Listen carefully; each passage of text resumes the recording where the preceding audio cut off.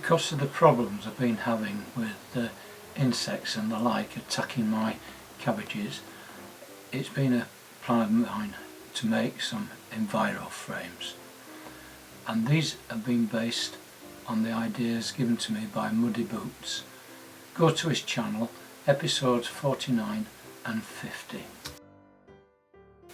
It was my intention to make them out of slating laths, as I did for the roof of my porch, but I found that the rules had changed. A house in the village was having an extension to its property, and so I went down to have a look and see what the new regulations were for slating laths. There seemed to be a lot of waste, but this gave me ideas I could use some of this material in the future. You can still buy the old slating laths, but you can't give them that name. Strange. These laths have been in use for at least 500 years, and as far as I know, we're okay. Well, that's progress. What this means to me is extra cost, another £10 per raised bed. So what do we need in equipment?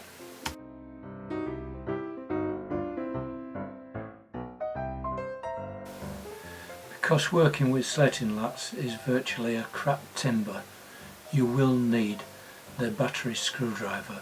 All holes will need pre-drilling. Believe me, the timber will split if you don't pre-drill.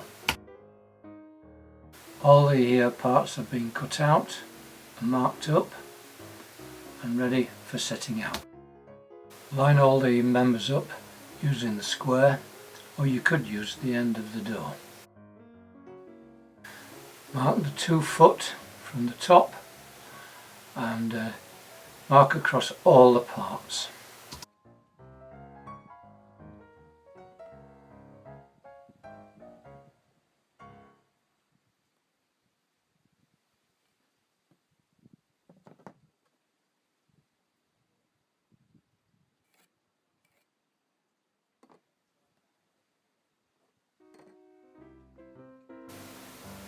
And repeat at the top.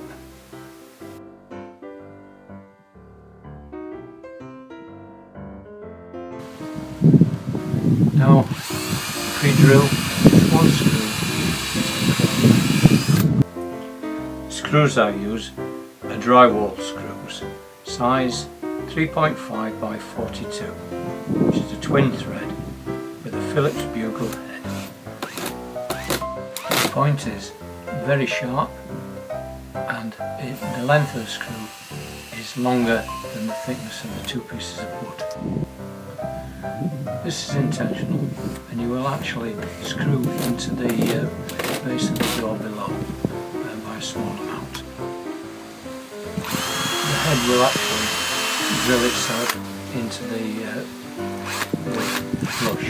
No need to countersink. When all 4 corners have been screwed together, bring the edge of the door and the frame together. Screw them down tight, and then go to the other end and adjust it so it's flush with the long length, and this will make the frame square.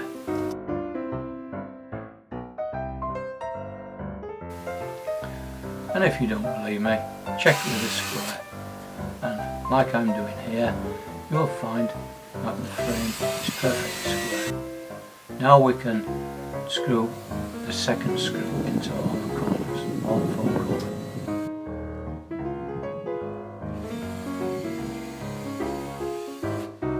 I've got to mention that the starting point is the head of the door.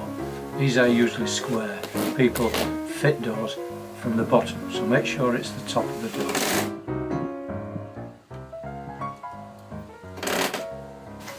The leg at the other end is set back. This is due to the fact that I have a tube and a clip and a peg. So, like Muddy Boots set his frame back because of the scaffold plank, I set mine back because of this tube. And for my raised bed, this is a distance of 6 inches. And you can put all 4 screws in.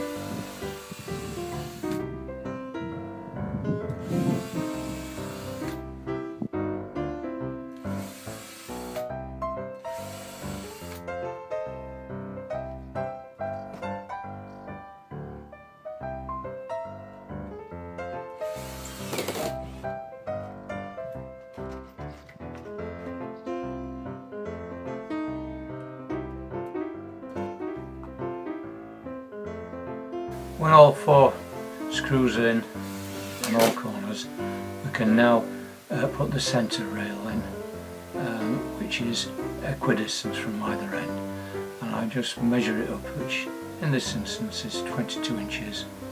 Put 1 screw in, and then with a square it up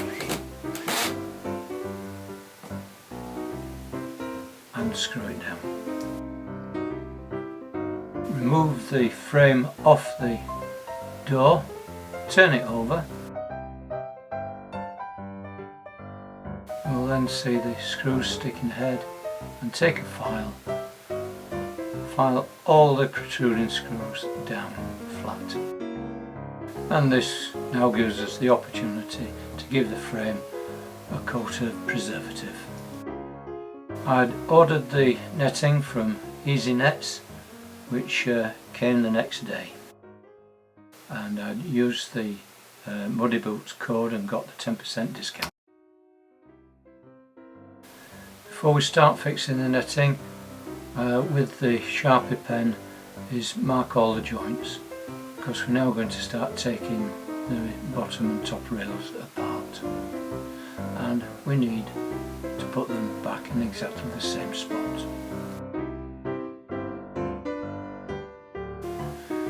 Because the bugle heads of the screws screw themselves flush into the surface of the wood, we need a screwdriver now just to release it, so that we can take all the screws out and put them in the plastic box.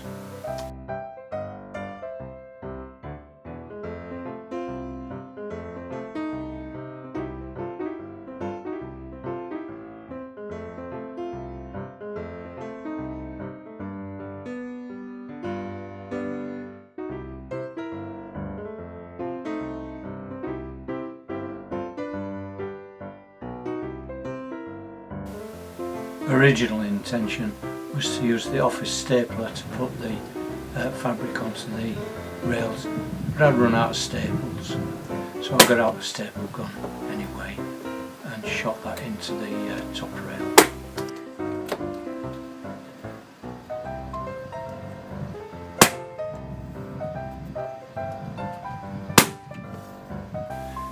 To assist in searching for the hole for in the top rail back, I advise that you just drill it so it just peeks through about ½ an inch, and then you can lead it into the screw like this. So with all the frames reassembled, we can now take the frames to the site for a site measure, and this site measure is to get the end frames now, the ends of the raised beds, to the exact size. Here we have the end frames made and fixed into position.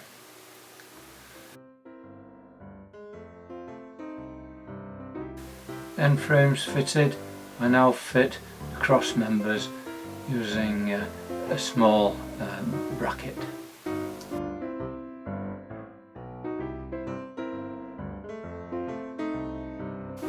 We then put on top the cover, attaching it into position with an elastic band, and then using cable ties, tie the fabric to the elastic band, and this gives a secure fitting. It'll take quite a fair bit of wind, this.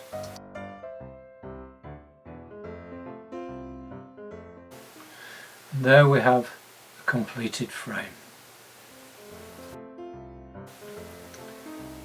There's plenty of film on the cutting room floor making this video. It was a long edit, so if there's anything not clear or I've missed, please use the comments box, and if you liked it, let's give it a thumbs up. Bye!